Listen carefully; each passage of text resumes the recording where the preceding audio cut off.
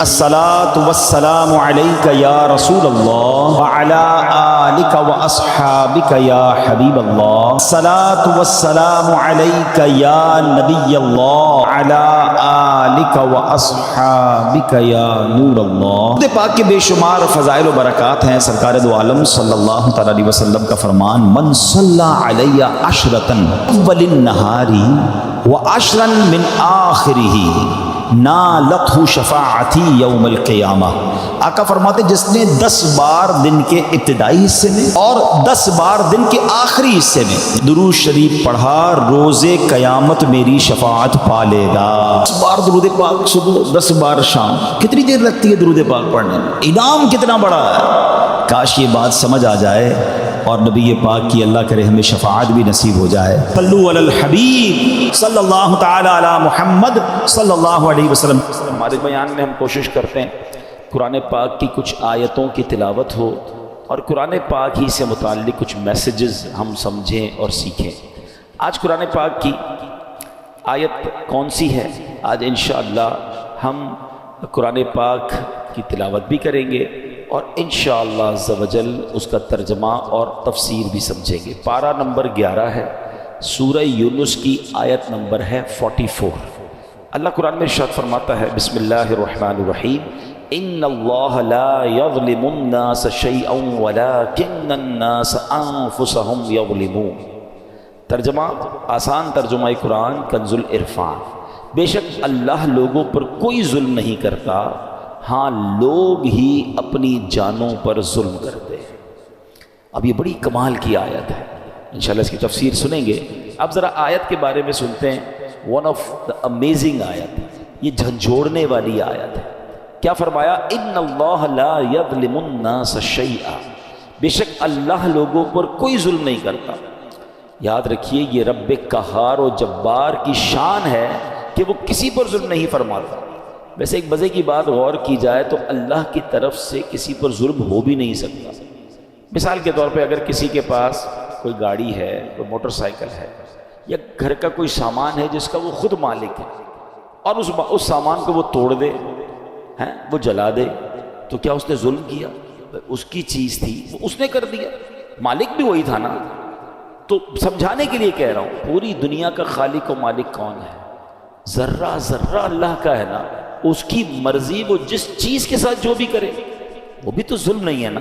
جب مالک ہی وہی ہے، اس کا خالق وہی ہے، اس کا یوں سمجھے سب کچھ اسی کا ہے، بھائی جس کا سب کچھ ہو، اس کی مرضی، وہ جو چاہے کرے، وہ ظلم کہاں سے ہو گیا؟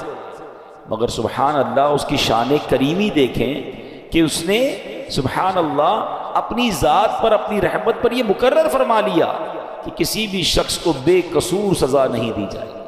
لیکن ایک بات یاد رکھیے، حدیث پاک میں آتا ہے اگر اللہ پاک اولین و آخرین سب لوگوں کو جہنم میں ڈال دے تب بھی یہ ظلم نہیں ہے، وہ خالق ہے نا۔ لیکن اس نے اپنی رحمت کے ذمے پر کیا لیا کہ کسی بھی شخص کو بے قصور سزا نہیں دی جائے۔ اللہ قرآن میں فرماتا ہے ان اللہ لا یظلم الناس شیئا، بے شک اللہ لوگوں پر کوئی ظلم نہیں کرتا۔ یعنی اللہ پاک کسی بھی شخص کو بے قصور سزا نہیں دیتا، وہ تو انتہائی مہربان رحم والا، وہ ہمیشہ اپنے بندوں پر عطائیں ہی فرماتا۔ دیکھیں نا، رمضان آتا ہے، روزانہ افطار کے وقت 10 لاکھ گناہ گاروں کو جہنم سے آزاد فرماتا ہے۔ شب قدر آتی ہے، ایک رات 1000 مہینوں سے بہتر رات ہے۔ چاند رات عید کی آتی ہے جسے لیلۃ الجائزہ کہتے ہیں۔ فرمایا پورے رمضان میں جتنے بخشیں اللہ اس تمام کی تعداد کے مطابق ایک رات میں بخشش فرما دیتا ہے۔ اس کا مطلب یہ بار بار کیوں ہو رہا ہے؟ جمعے کا دن آتا ہے، ہر جمعہ ایک نیکی 70 نیکیوں کے برابر ہو جاتی ہے۔ جمعے کے دن ہر گھڑی بخشش کے پروانے تقسیم کیے جاتے ہیں۔ وہ تو رحمان ہے، وہ تو رحیم ہے، وہ چاہتا ہے ہم بخشے جائیں۔ اب یہ بندہ ہے جو اس بخشش کے راستے کو چھوڑ کر، اس رحمت کے راستے کو چھوڑ کر خود اپنے اوپر مصیبت ڈال دیتا ہے۔ وہ تو رحمان ہم پر رحمت فرمانا چاہتا ہے۔ اب سوال یہ پیدا ہوتا ہے کہ اگر اللہ پاک رحم ہی فرماتا ہے، کرم فرماتا ہے، تو پھر یہ دکھ، پریشانیاں، تکلیفیں جو آتی ہیں، پچھلی امتوں پر عذاب بھی آئے، پھر یہ سب کیسے؟ تو اگلا جز اس آیت کا کیا پڑھا ہم نے؟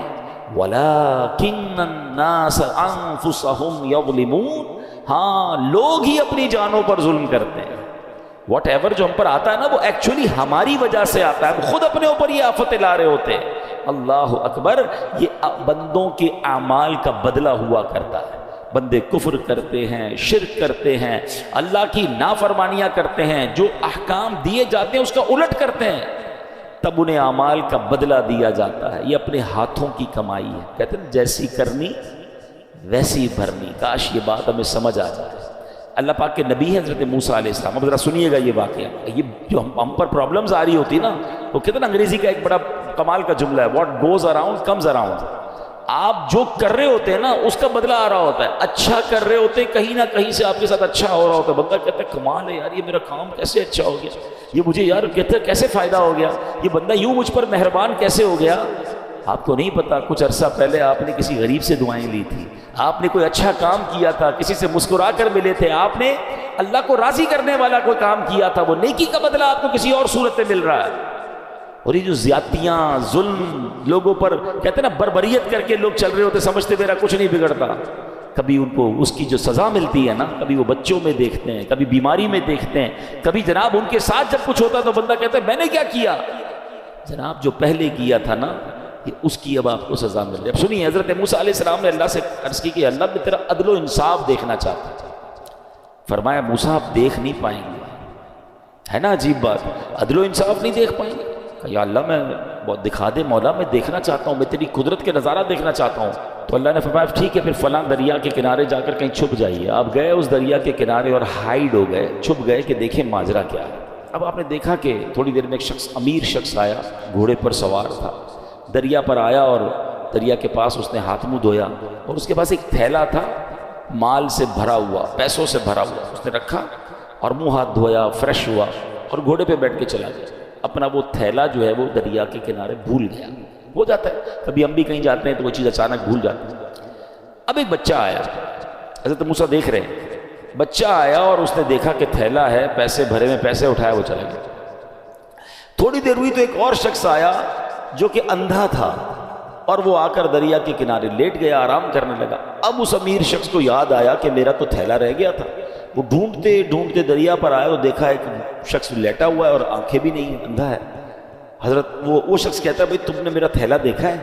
وہ کہتا ہے حضرت میں نے کہاں سے دیکھا، میں تو اندھا ہوں۔ کہتا ہے سچ بتاؤ، تمہارے علاوہ کوئی نظر نہیں آ رہا، میرے بہت سارے پیسے تھے، بتاؤ کدھر ہے ورنہ جان سے مار دوں گا۔ وہ منتیں کرتا رہا، ریکویسٹیں کرتا رہا، وہ شخص نہیں مانا، وہ امیر شخص، اس نے اس اندھے بندے کو قتل کر دیا۔ حضرت موسیٰ نے کہا یا اللہ، اس اندھے نے تو کچھ کیا ہی نہیں، یہ تو لیٹا ہوا تھا، یہ تو آرام کر رہا تھا، اس نے پیسے چوری بھی نہیں کیے، اس کو قتل کر دیا گیا۔ اللہ اکبر۔ اب اللہ پاک نے وحی بھیجی، دیکھو اللہ کے راز کیا ہوتے ہیں۔ فرمایا اے موسیٰ، یہی ہمارا انصاف ہے۔ معاملہ اصل میں یوں ہے کہ وہ جو بچہ تھا نا، اس کا والد اسی امیر شخص کے گھر اس پاس مزدوری کرتا تھا، اور اس امیر شخص نے اس کی مزدوری دبائی ہوئی تھی، بہت عرصے سے اس کے پیسے نہیں دے رہا تھا۔ یہ اتنا ہی مال تھا جتنی اس کے باپ کی مزدوری ملنی تھی، ہم نے کسی اور ذریعے سے اس بچے کو وہ مزدوری پہنچا دی۔ اور جو بوڑھا تھا، یعنی جو اندھا تھا، اس نے اپنی جوانی میں اس امیر شخص کے والد کو قتل کیا تھا۔ آج اس قتل کے بدلے وہ خود قتل ہو گیا، یوں مزدور کو مزدوری بھی مل گئی اور قاتل کو اس کی سزا بھی مل گئی۔ ہمیں نہیں پتا ہوتا کسی کے ساتھ کیا ہو رہا ہے، مگر کہیں نہ کہیں what goes around comes around، آپ جو کرتے ہو اس کا بدلہ آپ کو مل رہا ہوتا ہے۔ کاش یہ بات ہمیں سمجھ آ جائے۔ ایسا نہیں کہ کوئی بندہ ظلم کر کے کہ بھائی اس کو میں نے خود کسی اور پرانے معاملے کی سزا دے دی، یہ ہمارا کام نہیں ہے، یہ اللہ کے راز ہیں۔ سورہ کہف پڑھے نا، سورہ کہف میں، ویسے میں بار بار کہا کرتا ہوں، surah Kahf one of the amazing surahs of Quran ہے، اور اس میں خاص طور پہ جو 3 واقعات ہیں، کمال کے واقعات۔ اس سورہ کہف میں ایک واقعہ ہے نا، حضرت موسیٰ علیہ السلام اور حضرت خضر علیہ السلام سے جو ملاقات ہوئی، اس میں بڑے عجیب واقعات تھے۔ حضرت موسیٰ حیران ہو گئے تھے، مگر پیچھے اللہ کے راز تھے نا، ہر واقعے کے پیچھے کوئی ریزن تھا۔ تو ہمیں یہ سمجھنا ہوگا کہ ہمارے ساتھ جو پرابلمز ہیں، جو کلیمٹیز ہیں، جو مشکلیں ہیں، جو تنگ دستیاں ہیں، جو ذلت و رسوائی کبھی ہو جاتی ہے، بنایا کام بگڑ جاتا ہے، یہ ایکچولی کہیں نہ کہیں ہمارے اعمال کی سزا ہوتی ہے۔ یہ ہماری غلطیوں کا ہمیں خمیازہ بھگتنا پڑتا ہے۔ اللہ کسی پر ظلم نہیں کرتا، یہ بات ہمیشہ یاد رکھیے گا۔ مگر افسوس آج لوگ جب کوئی مشکل آئے تو معاذ اللہ اللہ کی بارگاہ میں شکوے کر رہے ہوتے ہیں، اور بعض اوقات ایسے جملے